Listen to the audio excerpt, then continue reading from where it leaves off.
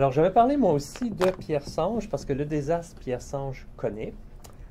Déjà dans son premier roman, Veuve au maquillage, un homme qui va en finir choisit de se faire tuer peu à peu par 6 veuves homicides qu'il séduit à leur sortie de prison et qu'ils découperont lentement en rondelles.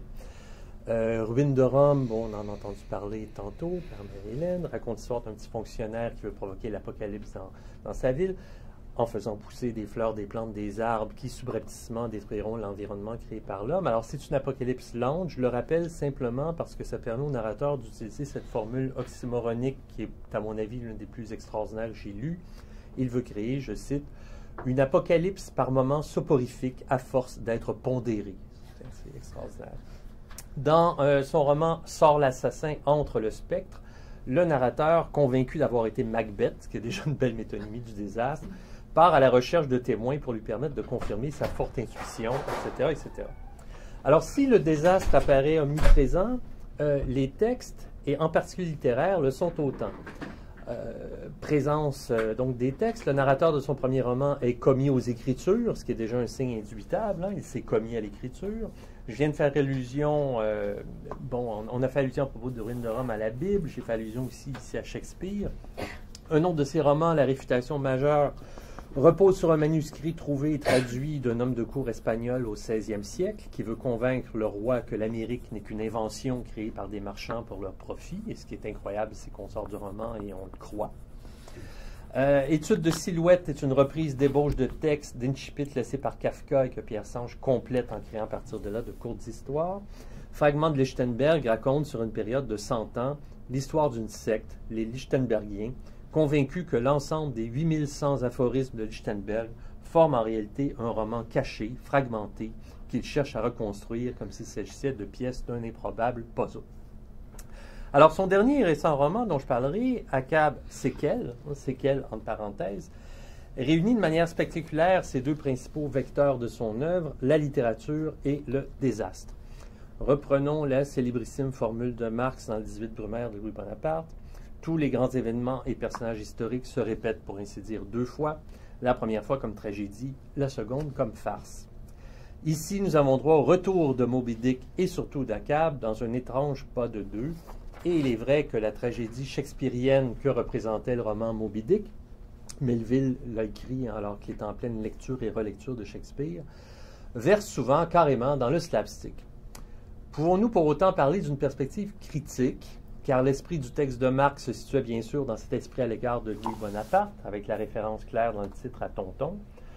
Le livre paraît la même année que Napoléon le Petit, Victor Hugo, titre proposant une autre référence à l'oncle illustre. Alors, je ne pense pas pour autant qu'il s'agisse dans ce roman d'une critique, au sens, par exemple, où il s'agirait de ridiculiser le roman de Melville ou de démontrer que la culture aujourd'hui ne peut que ressasser son passé et, en ce sens, ne serait plus à la hauteur de ce qu'elle a pu produire. Hein, cette critique, comme vous savez sans doute, a déjà été adressée au Ulysse de Joyce, qui se présenterait comme une spectaculaire catastrophe face à Homère. Ulysse n'est plus qu'un Dublinois ordinaire qui vend de la pub, Télémaque un pigiste sans trop de ressources, et Pénélope une chanteuse sur leur tour qui accueille ses amants dans son lit pendant que son mari travaille. L'inverse de l'original, donc, qui tenait justement les prétendants à distance, je le rappelle, pendant 20 ans, ce qui démontre un sens de l'éthique quand même auquel on est très attaché. Mais on sait bien aussi que le roman de Joyce ne se limite pas, loin de là, à un simple pastiche de l'Odyssée.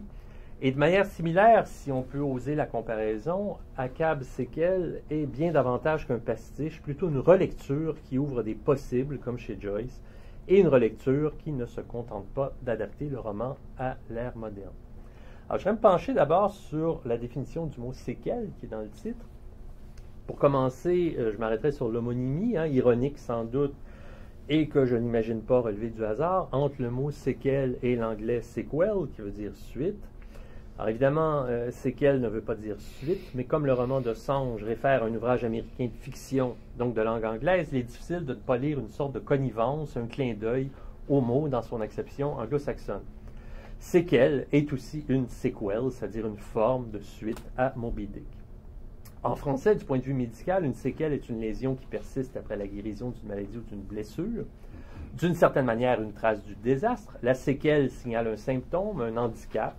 Achab en a un bien connu dans la diégèse du roman de Melville, qui est régulièrement repris chez Pierre Sange, presque comme un running gag. Il s'agit de sa fameuse jambe perdue, avalée par la baleine. Ce qui persiste par ailleurs, c'est bien le fait qu'on ne parvient pas à sortir de Moby Dick, à lui échapper. Cette figure hante l'imaginaire occidental. Achab séquelle, et j'en viens à une autre définition possible du mot, apparaît comme le contre-coup, la conséquence, d'une certaine manière inévitable, du roman de Melville. La baleine et son persécuteur ne peuvent que ressurgir à intervalles réguliers. Ces définitions sont connues. Il y en a une autre, cependant, plus ancienne, vieillie et littéraire, qui consiste à définir le mot comme une suite de gens ou de choses attachés à quelqu'un ou à quelque chose. Par exemple, on l'a chassé, lui et sa séquelle. Le roman de Pierre Sange répond aussi à cette définition, et je dirais qu'on peut trouver là l'épicentre du désastre tel qu'il s'expose dans Achab séquelle. Achab est rattaché à une vaste tradition qui l'accompagne, et j'y reviendrai. Alors, il est temps d'essayer de résumer ce roman. Je retardais ce moment parce que répondre à cette requête est à peu près impossible. Dans ce livre-somme, il s'agit de faire le tour de l'idée d'Achab comme Moby Dick faisait le tour de l'idée de la baleine. Nous passons du concept baleine au concept Achab. Mais Moby Dick n'est jamais loin, surgissant comme une ombre, une grosse ombre, mettons. Ce sont donc dans ce roman toutes les potentialités d'Achab qui sont évaluées, je dirais même exténuées, car il s'agit d'aller au bout du désastre, de foncer dans chacun des cul-de-sac, d'aller frapper les murs, de tomber sanglant et de s'épuiser à force de redire, de reprendre, de donner le vertige au lecteur. Ce n'est pas un livre pour lecteurs paresseux. Le roman de 595 pages est accompagné d'une table de matière de 29 pages qui résume en quelques lignes chacun des 254 fragments, je les ai comptés, plus un épilogue qui, lui, n'est pas résumé. Alors, les résumés de ces fragments énoncent parfois des faits ou en explicitent certains qui ajoutent des informations au corps du texte. Ainsi, dans l'un d'eux, on peut deviner Buster Keaton, mais c'est dans le résumé que son nom est explicitement évoqué. Buster Keaton, car oui, il sera beaucoup question de cinéma. Le roman promène son lecteur, sans ordre chronologique toujours clair, des aventures marines d'Achab à son métier de comédien shakespearien à Londres dans sa tendre jeunesse, des petits boulots qu'il accomplira pour survivre à New York, notamment garçon d'ascenseur, jusqu'à ses séjours en Californie, à Hollywood en particulier, où on ne cesse de chercher quelqu'un, scénariste, réalisateur, comédien, qui parviendra à faire en sorte que Moby Dick soit propulsé sur les écrans. Dans ce roman qui traverse terres et mers, et même question du faubourg Hamelas à Montréal, c'est dire, le temps est fort élastique. Parfois, des dates apparaissent dans les marges. 1857, à côté du fragment intitulé « Achab le jeune débute dans la carrière » de comédien. 1904 pour « Monologue sur le Pécode à propos d'une ville de 12 millions d'âmes ». 1934 pour « Une lettre de Cole Porter à Alan Broderick ». 1967 pour « De la routine » ou « Les paisibles entrefaites du capitaine Achab ». Ou encore, et là ça va un peu de soi, 1962 pour « Le vieux capitaine fait le constat de sa longévité ». On cherchait pourtant en vain une ligne narrative très claire, même s'il existe des nœuds temporels, par exemple autour du séjour à Londres, à New York, sur la mer, à Hollywood. Ces périodes relativement circonscrites sur lesquelles on revient, puis dont on s'éloigne, servent plutôt à marquer l'importance des métamorphoses d'Achab. Parmi bien des noms qui apparaissent dans ce roman, on ne voit pas celui d'Ovide, et on pourrait presque poser l'hypothèse d'un acte manqué, parce qu'Achab est une figure en perpétuelle métamorphose. Si dans Moby Dick, le roman de Melville, la baleine est souvent de fois comparée au Léviathan, Achab peut ici être comparé à Proté, cette figure marine en mesure de se transformer comme bon lui semble. Protéiforme, Achab est un monstre et littéralement une figure désastreuse qui canalise et cristallise les cataclysmes. Et dirais-je surtout, qui est associé tout au long du roman à diverses formes de spectacularisation du désastre sur lesquelles je reviens dans quelques minutes. Il est évident que Achab séquelle relève de ces fictions transfuges dont traite Richard Saint-Gelais dans son livre éponyme pour analyser le contexte de transfictionnalité. Je le cite, « La relation transfictionnelle la plus simple et à coup sûr la plus courante consiste à proposer une expansion d'une fiction préalable à travers une transfiction qui la prolonge sur le plan temporel ou plus largement diégétique. » Il ne s'agit pas, dans le cas qui nous concerne, d'une banale suite, mais d'une transposition qui vient ébranler l'image d'Akab telle qu'on la connaît chez Melville, d'où l'aspect souvent comique que provoque le roman. Mais Pierre Sange investit la transfictionnalité d'une manière assez rare. Comme l'écrit Saint-Gelais, il existe, pour utiliser les termes anglais, les sequels, nous revenons à ce terme, et les prequels, les premières prolongeant le récit vers son aval, les secondes vers son amont. L'une continue le récit, l'autre, beaucoup moins fréquente, va en quelque sorte à contre-courant du récit. Ce dernier exemple, je cite encore Charles Saint-Gelais, ce dernier exemple a quelque chose d'étrange, comme si c'était moins un interdit qu'un impensé qui se voyait ainsi remis en question. Le cas de Akab Séquel a ceci de troublant qu'il fait non seulement l'un et l'autre, mais qu'il produit en plus un récit parallèle. Oui, Akab était bien sur le Pécode, en quête de la baleine, mais il ne l'a pas tué et il a lui-même survécu. Il en résulte cet effet étrange, la catastrophe de Moby Dick, le désastre attendu qui se produit à la fin du roman de Melville, c'est-à-dire la destruction de tous, à l'exception d'Ishmael le narrateur, n'a pas lieu ici. Cette histoire-là finit bien, même si elle ne se trouve pas dans les faits à la fin du récit, mais plutôt au début. Mais dès lors, cette finale dévoyée, heureuse, ouvre la porte chez Pierre Sange à une foule d'autres désastres, en génère et en régénère d'autres. Et puisqu'il s'agit à la fois de sequels et de prequels, les références aux événements et aux personnages catastrophiques se fait à la fois en amont et en aval du cadre temporel dans lequel se déroulait Moby Dick. Mais comme j'ai indiqué, la temporalité est pour le moins élastique, ce qui permet même au narrateur d'écrire que Bossuet est un précurseur de Jules Verne, ce qui est quand même assez gonflé. Comme autant de doubles de Akab, il y a donc ces séquelles, mot que j'utilise cette fois dans son sens vieilli, ces individus ou ces figures littéraires qui, de Don Quichotte à Francis Scott Fitzgerald, l'accompagnent d'une manière ou d'une autre et évoquent un désastre. Don Quichotte, Cervantes lui-même a écrit d'ailleurs un sequel, un tome 2. Don Quichotte, l'homme qui évoque la folie, l'échec, le ridicule achevé, figure même de l'idéalisme abstrait, pour reprendre les catégories de Lukács, où le héros se heurte bêtement à la complexité du monde, parce qu'il a une conscience trop étroite des choses. Encore un cul-de-sac, encore un mur sur lequel on vient s'abîmer. Fitzgerald, à qui on demande, en désespoir de cause, parce qu'on ne sait plus à quel saint se vouer, d'écrire le scénario de Moby Dick pour Hollywood. Fitzgerald, qui représente de manière idoine la formule « plus dur sera la chute », le brillant écrivain encensé et admiré dans les années 20, riche, célèbre, époux d'une femme magnifique à la personnalité éblouissante, bref, la représentation même de l'American Dream, qui meurt ruiné, oublié et alcoolique en 1940 à 44 ans, alors que Zelda, sa femme, meurt dans l'incendie de l'hôpital psychiatrique où elle est enfermée depuis des années, 7 ans plus tard. Parmi la séquelle des personnages qui entourent Akab, voici deux figures clés. Je les choisis aussi à dessein, dans un cas, un personnage de fiction, donc Quichotte, dans l'autre, un individu réel, Fitzgerald.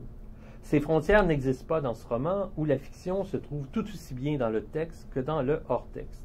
La littérature se découvre et s'analyse dans le texte comme elle se déploie dans la vie littéraire. De quoi réconcilier les deux pierres, Bourdieu et Zima. Mais au bout du compte, tout s'abolit dans le texte qui devient l'expression et le miroir déformé de la réalité. C'est Zima qui gagne. Jetons un coup d'œil sur quelques autres exemples de représentations désastreuses qui accompagnent Akab. Enfant, il relit sans cesse la Bible pour comprendre le genre humain, et ce qui l'arrête, ce sont des scènes et surtout des figures désastreuses. Job d'abord, je cite.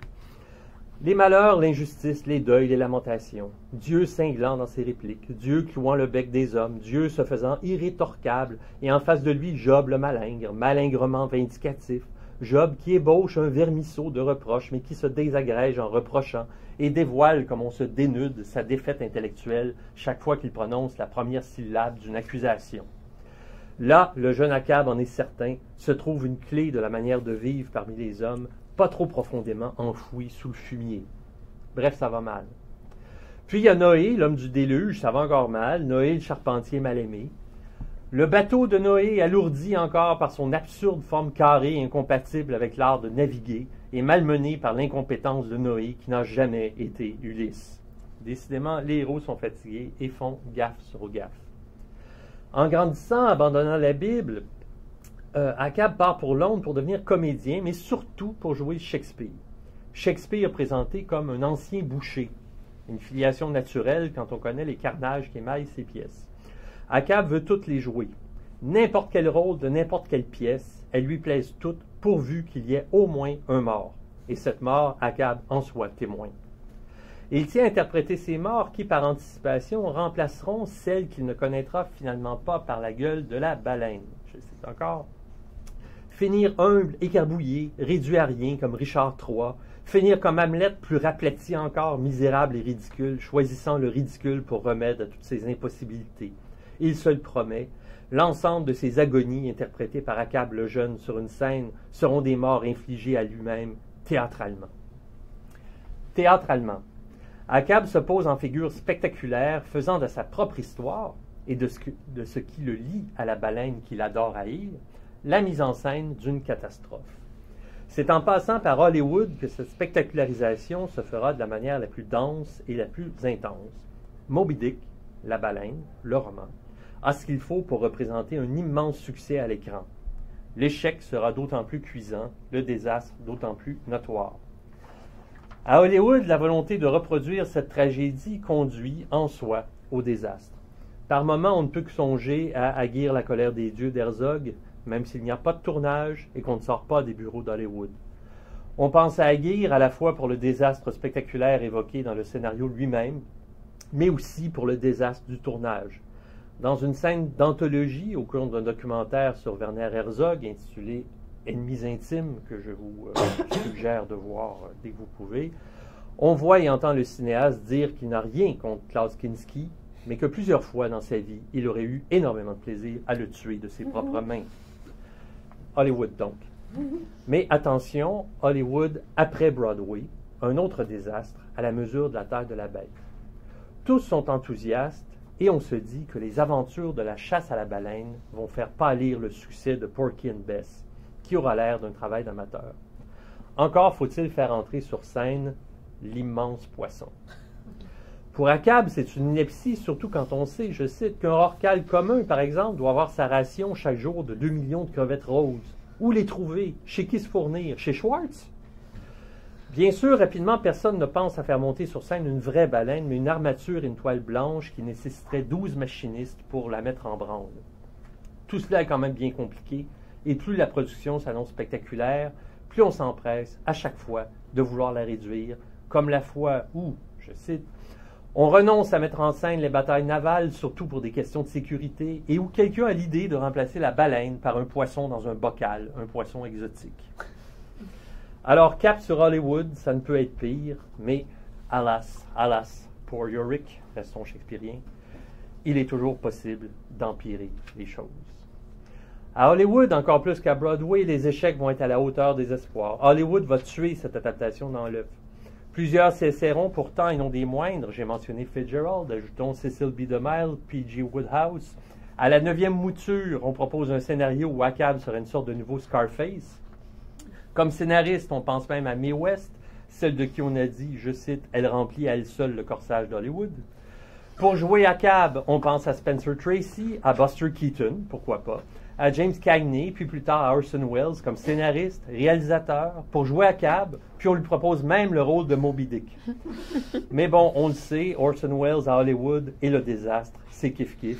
Pas besoin de refaire l'histoire, elle est triste, et même 30 ans après la mort de Welles, ça fait encore mal. Qui encore? Ben, tout le monde. Tiens, si on regardait du côté des Allemands ou des Autrichiens expatriés, Erich von Stroheim, à qui on pense, Ernst Lubitsch, bien sûr, il aurait pu en faire une sacrée comédie. Puis ensuite, Billy Wilder à la réalisation et Cary Grant pour le rôle, beau comme beau potentiel. On voit même passer Zaga Gabor, on ne sait pas trop ce qu'elle fait là. Rien n'y fait. Les échecs ne font que se multiplier. Moby Dick échoue. Je m'excuse pour celle-là, c'est un peu facile, mais c'est un peu inévitable. Non? On pouvait le sentir très tôt, cependant, dès le début de l'incursion d'Achab à Hollywood. On pourra décrire l'échec du capitaine à Hollywood d'après les échecs des autres, de prodigieuses déchéances qui ont fait l'histoire du pays, et d'après ces milliers de films non aboutis dont on a recueilli le récit en marge sur la rive, des histoires de réalisateurs virés entre la prise 1 et la prise 2, histoires de stars du muet confrontés à un microphone, histoires de producteurs changeant d'avis, perdant la foi ou perdant le goût, ou histoires de vedettes mortes au premier jour du tournage, le cœur dans un flacon d'alcool, ou histoires de décors brûlés, de scénarios maudits, etc., etc., etc. Acab Séquel est aussi l'histoire de l'envers des splendeurs de Hollywood, une déconstruction du mythe.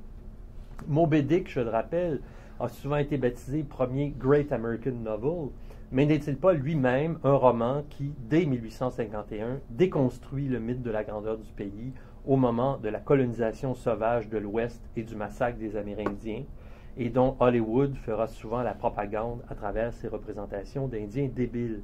Alors, je rappelle quand même qu'à la fin de Moby Dick, ça se termine quand l'aigle royal, symbole des États-Unis, s'approche du mât du Pequod qui est en train de couler, et c'est un Amérindien qui se trouve à le tuer en le clouant sur le mât. Ainsi, Acab Séquel est aussi, à travers un de ses personnages emblématiques, une plongée dans l'imaginaire des États-Unis, pour le meilleur et pour le pire. Et pour conclure, on s'étonnera parmi tous ces noms hollywoodiens dans le roman de ne pas trouver celui de John Huston, qui pourtant tourna vraiment une adaptation de Moby Dick, film dans lequel joue d'ailleurs Orson Welles, mais seulement pour le petit rôle du père Maple. Peut-être est-ce dû au fait qu'il existe, comme on l'a dit souvent, une véritable thématique de l'échec chez les principaux personnages qu'on retrouve dans les films de Huston, et que les échecs ou les désastres sont assez nombreux comme cela dans le roman.